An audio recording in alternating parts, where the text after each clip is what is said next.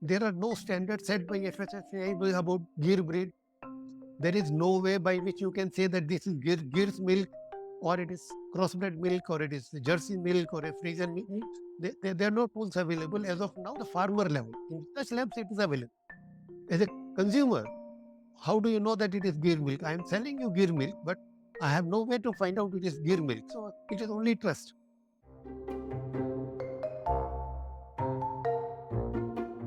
Welcome to this new episode of Insights by Zarity Health. Here we discuss topics related to everyday health with experts. I'm Abhimanyu Chauhan, CEO and co-founder of Zarity Health and the host of this podcast. My aim from these talks or conversations is to get practical insight that people like you and me can start implementing today. Today, I'm in conversation with Dr. Girishkumar Sharma. He's a former scientist and general manager at National Dairy Development Board, or NDDB as most people call it. NDDB was created by the Government of India to replicate Amul models pan-India. Currently, he's the Chief Scientific Officer here at Zarity Health, and he works with our doctors and product teams to improve our consultations and health programs. Let's get to the most interesting and common topic that's part of every kitchen and most importantly, nutrition of every child. We are talking today about milk. Most people I know consume milk on a daily basis. And then there are some people who have completely given up milk. But then there are people who are lactose intolerant or who have allergies to milk. Let's dive deep into what all of this is about and get started with the questions with Dr. Girish now. So welcome to the episode, Dr. Girish. I will start with this basic question of why would you want to drink milk in the first place? In nutrition, milk is able to give you almost all the nutrients which you are looking for. It gives you sugars, it gives you fat, it gives you protein, it gives you minerals, vitamins.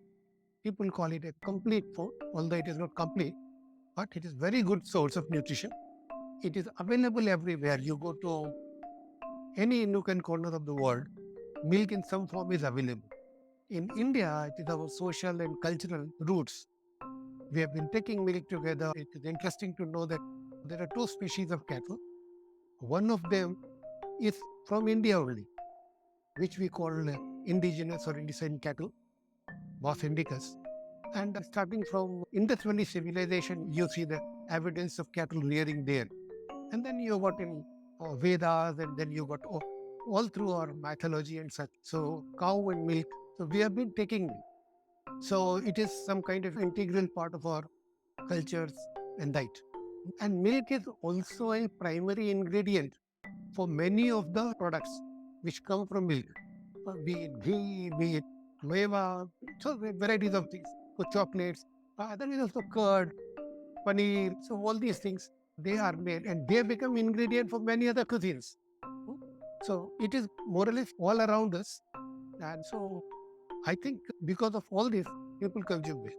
So what you're trying to tell me is that it's been deep rooted into our culture primarily, and we have been thinking and talking about milk from ages and decades. So that's why it's a essential part of every kitchen or every household now. So you spoke about some of the nutrients that we get from milk, right? Is milk the only source of these nutrients, or can I get that from other sources as well? No, you can get all these nutrients from other sources as well. Okay. But as a package, you don't get all those kind of things in one food which is equivalent to, you can call it milk. You can get protein from somewhere, you can get sugar from somewhere, you can get calcium from somewhere, phosphorus. But it is a package, no? Other than maybe vitamin C and iron, it has everything. Okay. So milk is a very good source of nutrition, especially for vegetarians, where you find very difficult the alternatives for protein or calcium and such like. It becomes rather difficult for them, although you can get. So there is nothing which you can say it is exclusive to milk. Okay. So, but it's an easier bundle or a package of nutrients that you can have. Yes. And it's available at every corner or every shop. Correct. Yeah. If you just look at it, the newborn child, infant, lives on milk. All the mammalians, their entire life, the beginning part of life is revolving around milk only. But then if somebody has a problem with milk, or they think that milk is not something that is meant for them to get the source of nutrition, there are other sources of nutrition that you can probably substitute with if you don't want to drink milk. Although it's easier to consume milk and get these nutrients in one package, is what you're concluding. Yes, true. Okay, this is very interesting to me because you have been working in this area for 35 plus years. Can you help me understand the journey of this milk packet that gets delivered to our household? So, where does it all start? We know that there is a cow or a buffalo there somewhere, and somebody milking and then collecting it. So, what help me understand this journey, how it comes to the kitchen top? Okay. Before we try to understand or visualize the journey, there are certain facts about milk that we should just keep in mind.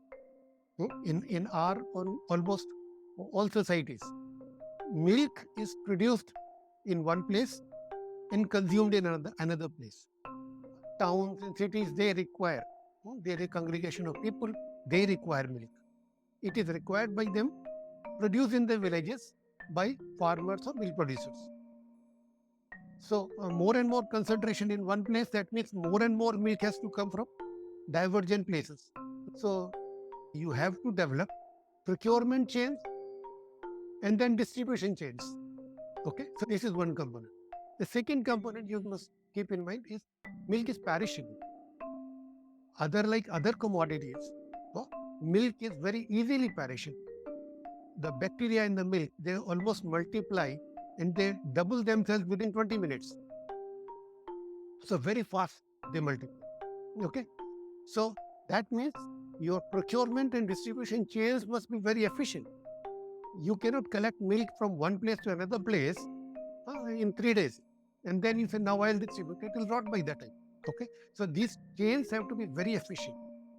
The third thing is that this is one commodity where you require collection morning and evening. It is not once in a while a truck will go, because cow is going to give you the milk morning as well as in the It's evening. 2 times a day, yeah. So 2 times a day minimum. Now, I know good yielding cows now give 3 times a day. So Okay. you require these chains or these collection systems so that it is collected in the morning as well as there is a management for the evening. This is twice a day, 365 days a year. Then the other thing is that low temperature reduces this bacterial multiplication. If I take this milk from one place to another in a chilled condition, then the bacterial growth will be retarded. It will be slow. It will not be there, but it will be very slow. Likewise, if I give heat treatment, if I boil, bacteria will be killed. Now, all these chains are developed using all these tools, these kind of facts. From the farmer milks the cow, supposing early morning around 5 o'clock or 6 o'clock, he'll milk the cow. Then he'll bring the milk to the village one local collection place. Usually there is one agent or a cooperative unit where all these farmers will come, 20 farmers or 10 farmers or 200 depending on, they'll all bring their milk. It will all be evaluated and milk is collected. All this milk which is collected then has to be taken to a place which is known as the chilling center. So till now it has not been frozen or chilled, anything like that. And how long does it take from milking the cow to bringing this collection center? How fast or rapid is that generally? No, usually it depends on how far is the distance between milk, this collection unit, and the farmer. The village is a very small place, but sometimes within 4 villages there is only one collection place. So then the farmer has to cycle around or on foot he'll bring. But they have a window. Say for example, if the milk collection is open to say 6 o'clock in the morning till 8 o'clock in the morning or 10 o'clock in the morning, so within that time the farmer will bring the milk. Some of these village societies or the villages or the collection centers, because they collect more milk, they have put in a chilling center themselves or a chiller unit where you can keep the milk chilled. Or if they do not have, then this milk has to go to a chilling center. Right. Then the milk is chilled there. And when enough milk is chilled, a truck will take it to the processing facility or the dairy. From chilling center onwards, this is all under refrigeration. Okay, so this is our procurement chain.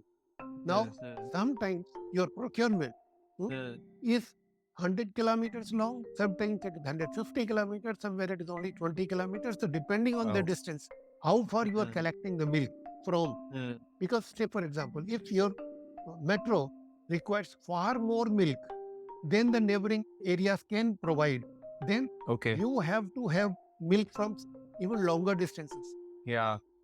To match the And demand. Yeah. yeah, because you have to meet the Mm, demand. Okay. correct. So Mm, this is one procurement chain. Like then the milk is processed in the dairy, it is evaluated, then it is processed and then mm, packaged. Now once it is packed, it has to be distributed throughout. Okay. right.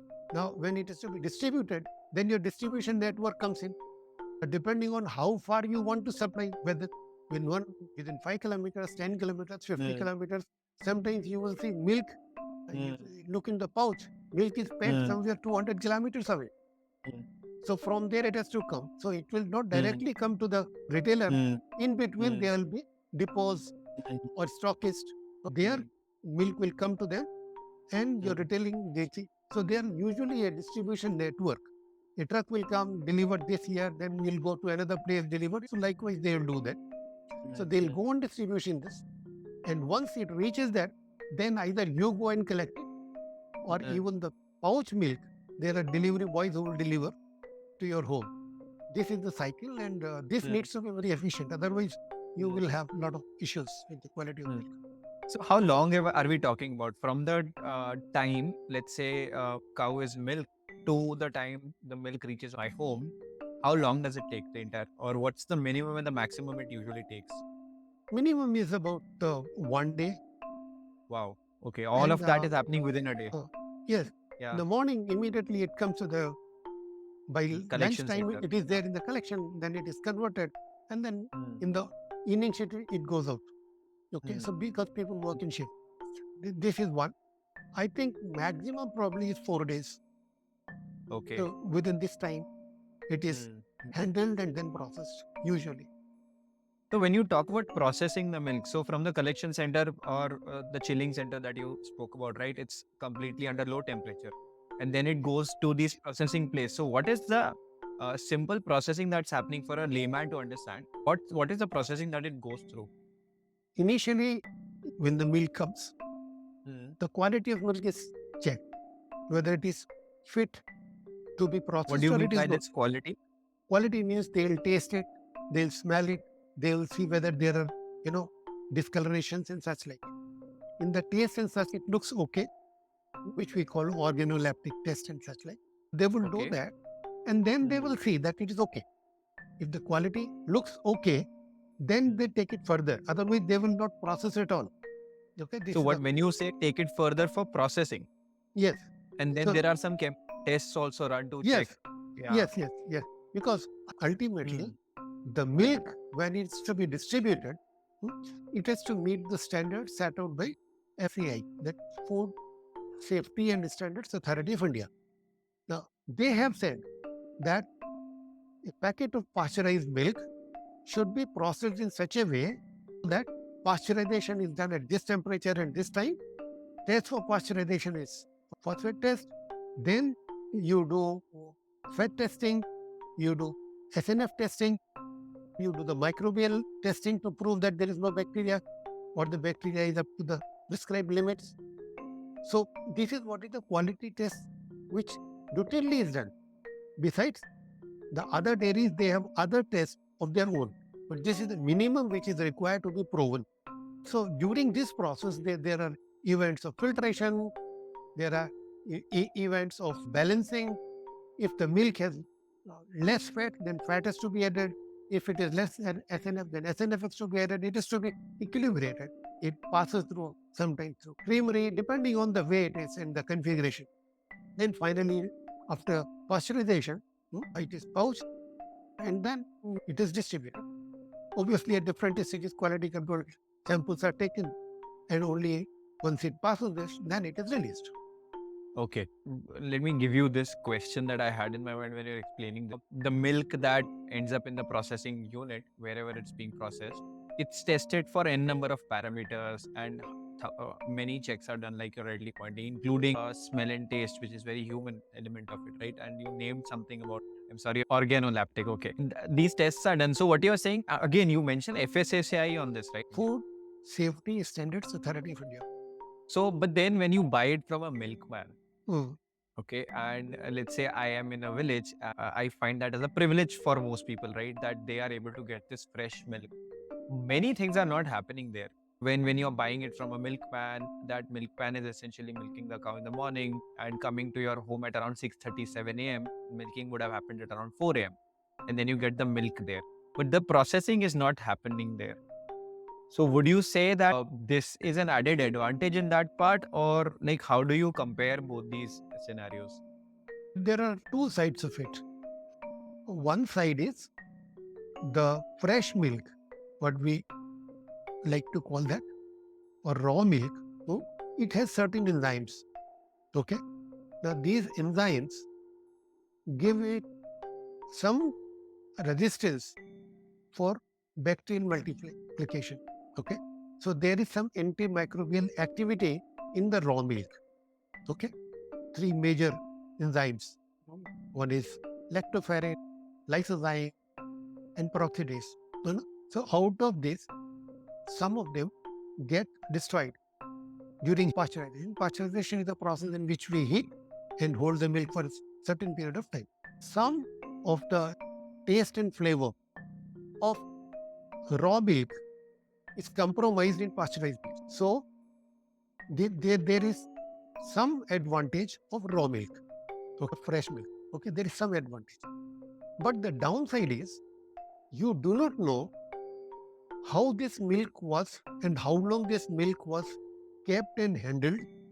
So the possibility of disease, this pasteurization and all this came into light only because of problem with the raw milk. Fresh milk was not giving any problem. There was no need for pasteurization. There was no need for Tetrapack milk. Why do you need it in the first place? If fresh milk was very good, but we know, there are a lot of diseases which can happen. There are two types of issues with the milk. One is that there are bacteria because of unhygienic processes, they can enter into the milk. Like your vessel was not good, your hand was not clean, the cow udder was not properly cleaned, and because of this, there is a contamination. Even the water which you use for washing the udder and all that, if it was not clean, you will have issues. This is one part, which itself is sufficient to spoil the milk, okay, and which in turn can lead you to a lot of problems, sore throat, digestive issues, etc. Other side is that the animal itself could be diseased and its bacteria or viruses could be coming, largely the bacteria. They could be coming in the milk and that is passed to you and then you take it. So raw milk was slowly and slowly banned in most of the countries in a way that you cannot sell what you call packaged milk raw. And many countries don't encourage or don't allow this raw milk to be sold just like this. So selling of fresh milk is not allowed, but you can take it. If you are at the farm, you can take it. Right. If I were to understand it simply, there are a lot of processes that go when the milk is being packaged. They are doing a lot of tests to check if there is some of a mixing in the milk or not, including odor and taste that you mentioned.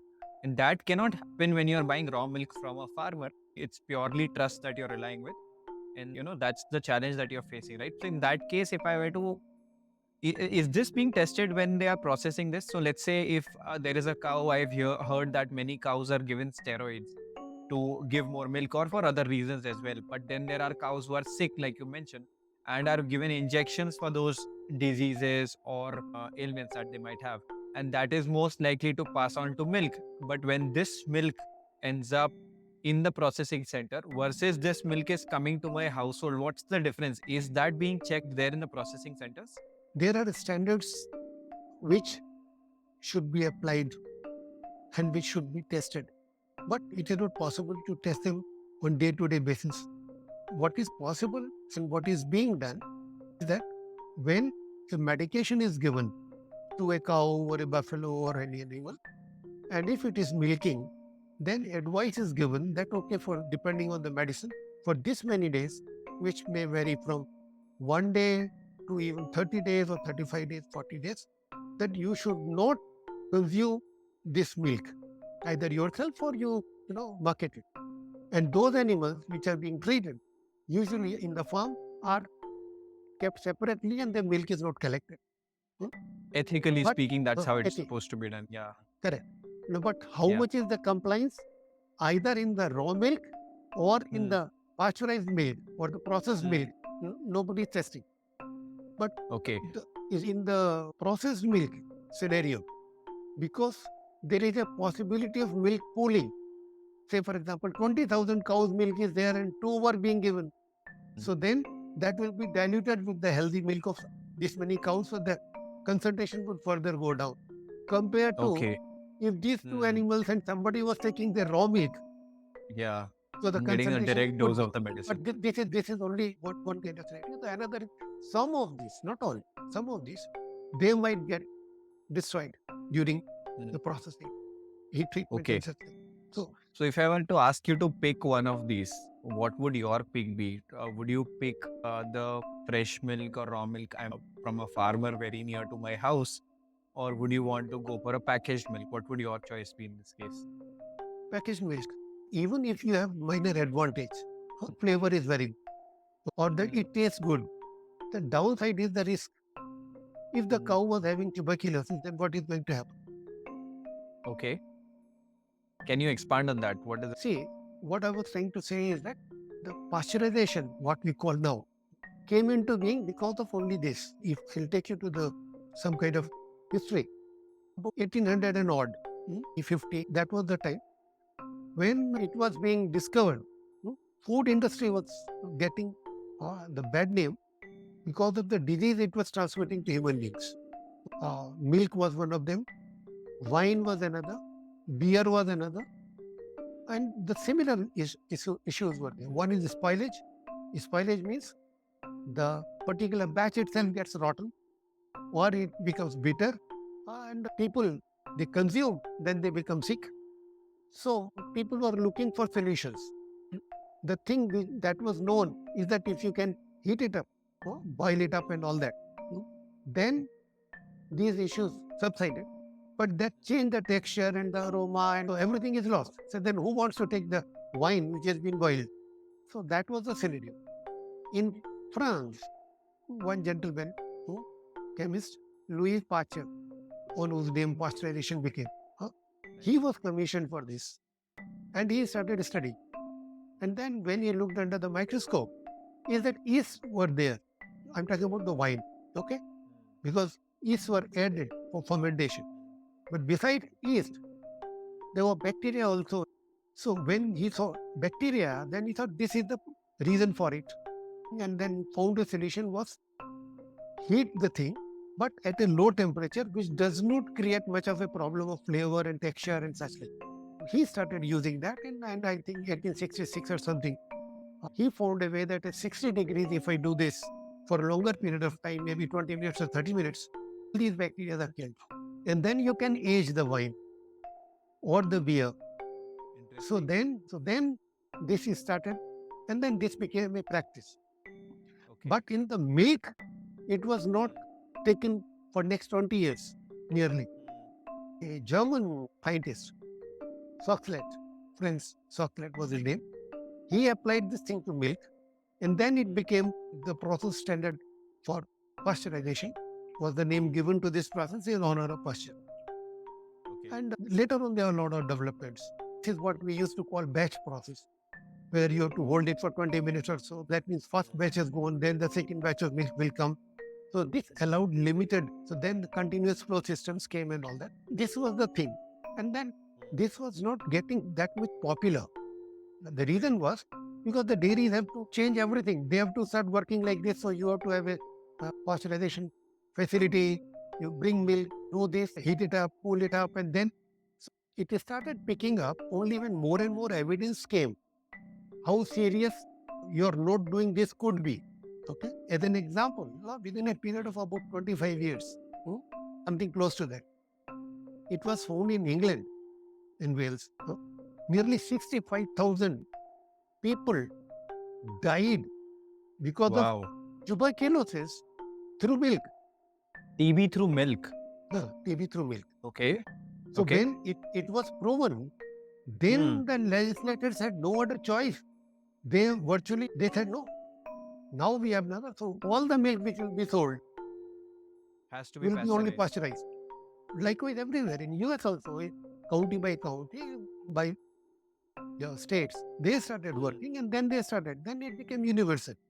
So now virtually you go anywhere, any part of the world, you will find packaged milk only pasteurized or some other form of treatment just to make it safe. So whenever you are trying to go for fresh milk, you have that risk because you do not know the health of the animal, you do not know the quality of the water and the hygiene. Plus, open milk always open for adulteration. You do not know what this guy can mix water or what not. A packaged milk, at least to some extent, is safe because it is packed. Although it is not foolproof, but it gives you something. So to me, I always go for packaged milk. I think this is a valuable lesson because mostly you see people today have cold coffees or they'll put it in some oats and have it, right?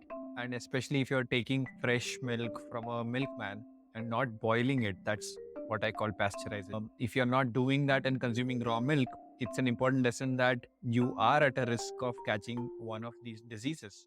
And it's really shocking to know. For those people who want to use Mm, cold milk, huh?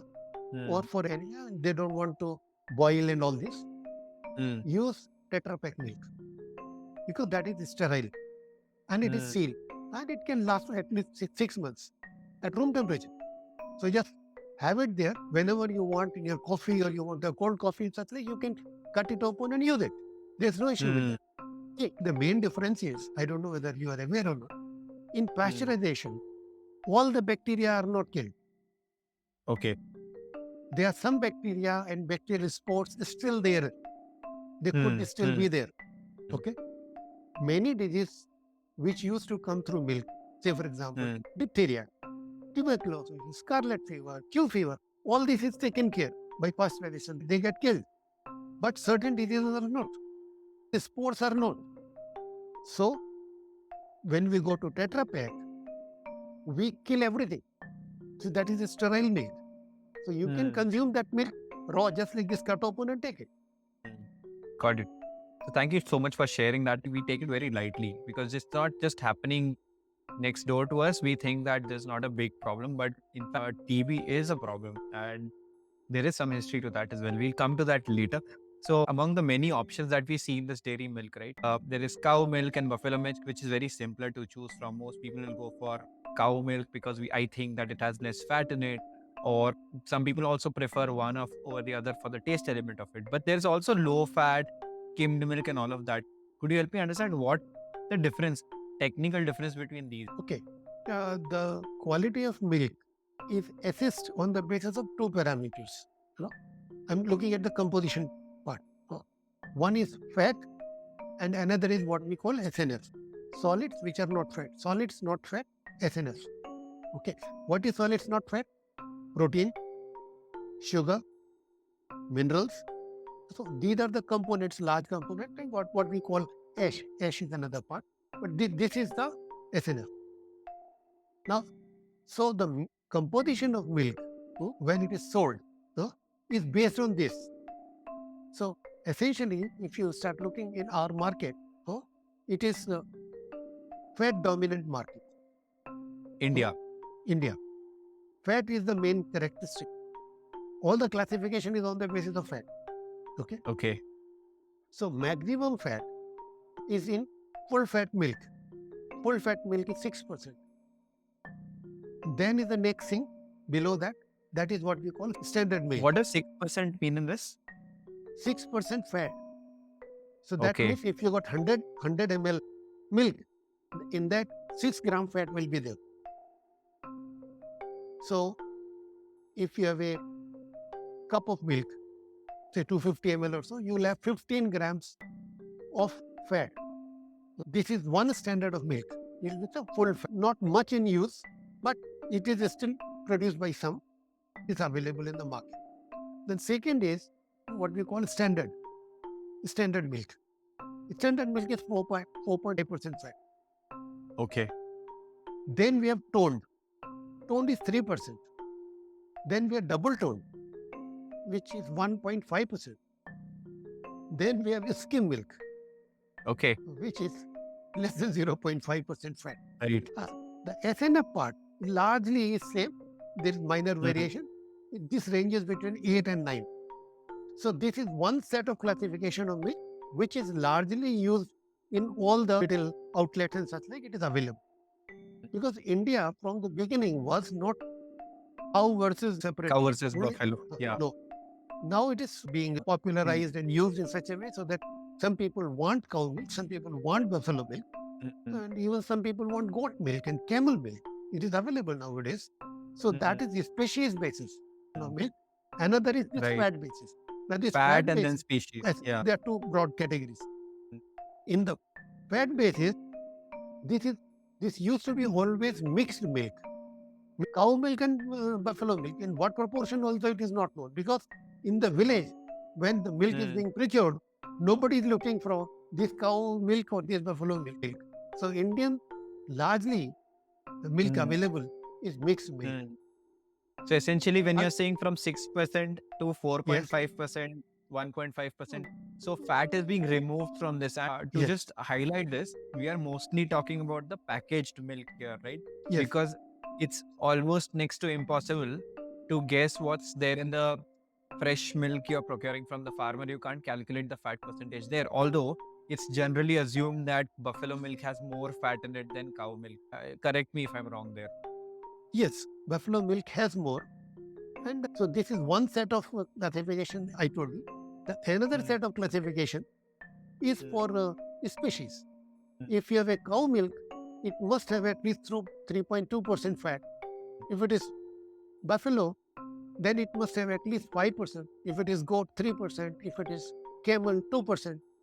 So the classification, Yes. there it is limited to only one species. It will be cow milk, and it would have a minimum of 3.2% fat. It may have 4%, it may have 4.5%, it may have 3.8%, but it must have at least 3.2%. Because there are different breeds. Some give less percentage of fat, some give higher percentage. They You deny can't it. check. Which brings me to a very practical thing I've heard in the market, that nowadays people prefer Gir cow's milk. Some people are, I know in Bombay, are even importing it from the other state, right? Is that a myth, or what's the difference between a Gir cow milk? And again, I think we are talking about fresh milk more than a packaged milk.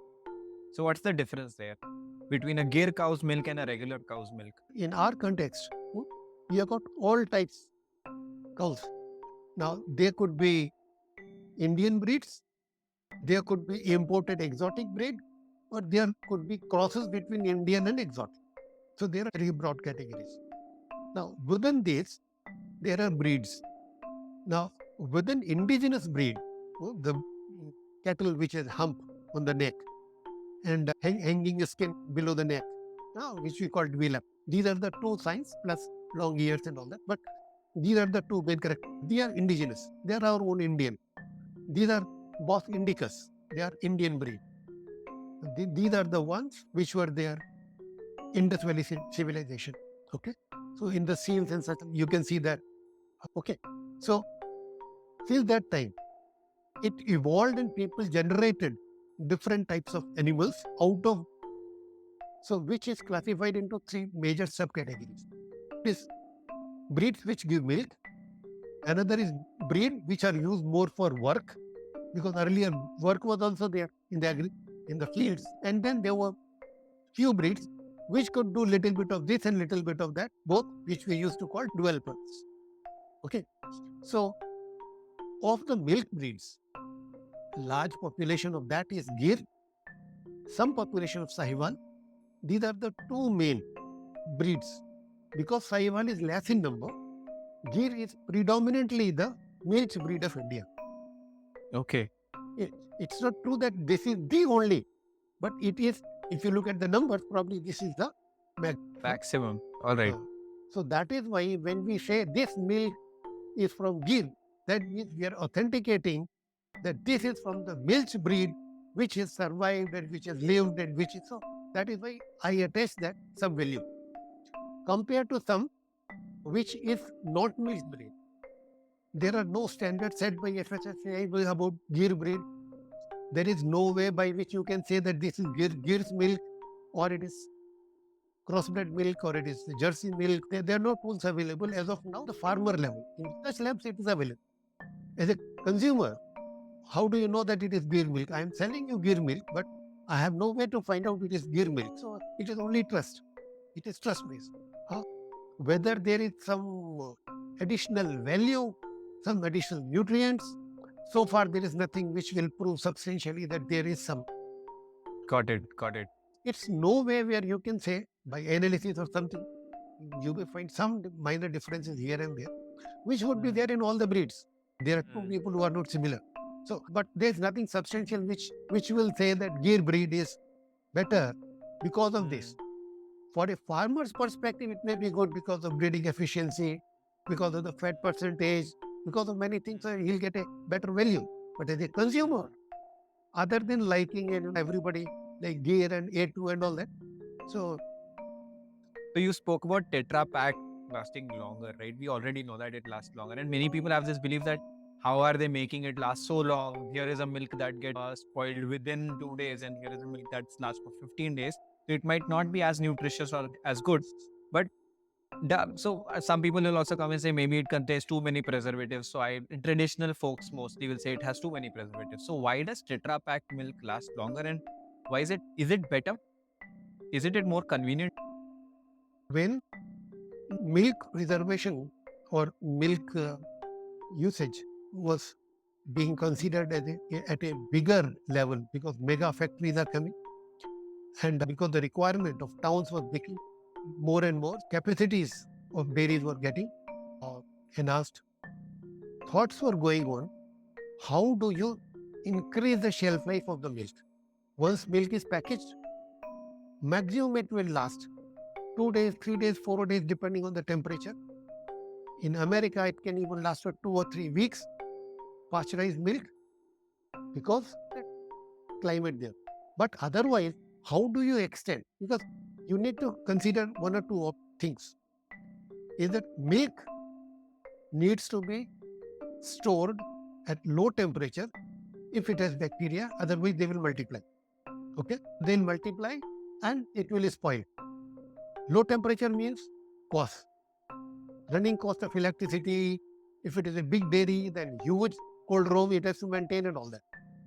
If I have to maintain that, I am losing some amount. It is costing me.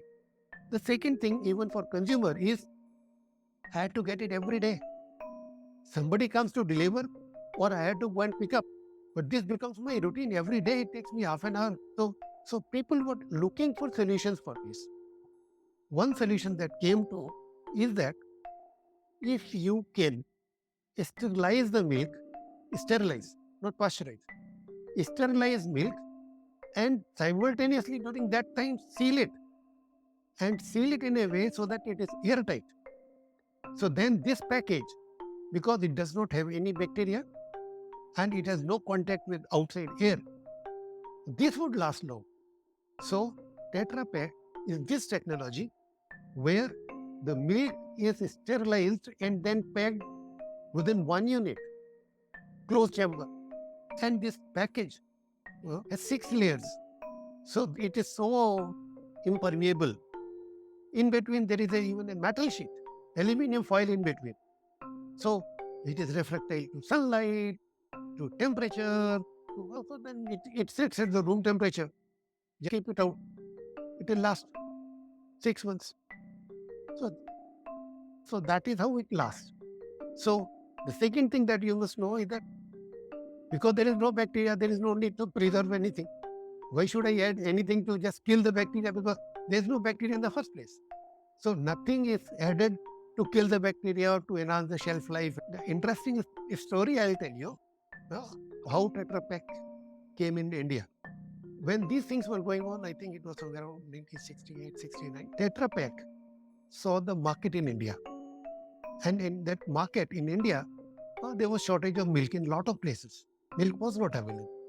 Some places milk was being organized in Operation Flood and NDDB and Amul and all this. They started working cooperative movement. But there were still huge pockets where there were deficit. So what they thought that let us partner and then pack and then send it, and then they found a company in I think Calcutta. And they started doing some kind of business talk and partnership or something. Then chairman of NDDB, Dr. Kurien at that time, he came to know about it. Then he pleaded with the government, is that they will exploit and all that. So why not in the government, we do it. So government said, yes, why not? You do it. But then the people in planning commission, they started thinking that who will in India take milk which is more than 15 days and 15 days old? People take fresh milk here from the packet 1 month before, 15 days before. Nobody will take it. This factory will be a failure. So they had this kind of observations, and apparently Dr. Kurien came to know that these are the minds of the planning commission people. So what he did is that through diplomatic channels, he managed to get the Tetrapak milk from Lahore, because they have already established a facility at Lahore. Interesting. And he managed. And there was a meeting in Delhi. And he saw to it. Then during the meeting, in the beginning or whatever, probably he asked, would you like to have milk? Yes, why not? That milk was served. Would you like my milk? Yes, that's very good. It's very nice and everything. And then the agenda, and then that point came about. So then the chairman said, why this is not going to work? People do not like. Just you only like just now. You had this was Tetrapack. You just Yes, had this the was- milk. Yes, this was a You just Tetrapack had the milk. milk, and then you said it is very nice, it tastes fresh and all that. How did you get it? "No, I got it from Lahore. Oh, Pakistan has it. We don't have it. Let us have it. So then we started producing. And then we formed a company only for that. And then that is how it came. And from milk now everywhere you see the aseptic packaging. Yes. In fruit juices, in oils, and everywhere where you want. This has become a popular way. Yes. But that is how it came, and then it remained, so that the prices of all these things do not become too high for people to afford. But coming back to your older question, nothing is added to enhance or to increase the shelf life of Tetrapack milk. So there are no preservatives. It's just sterile. That's why it lasts longer, and it's Yes. packed in a controlled environment. There could be some additives. There are two different things, preservatives and additives.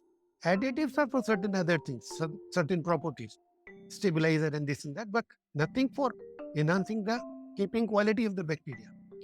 When you apply heat, the nature of milk will change. Fresh milk, there will be some changes when it comes to your pasteurization.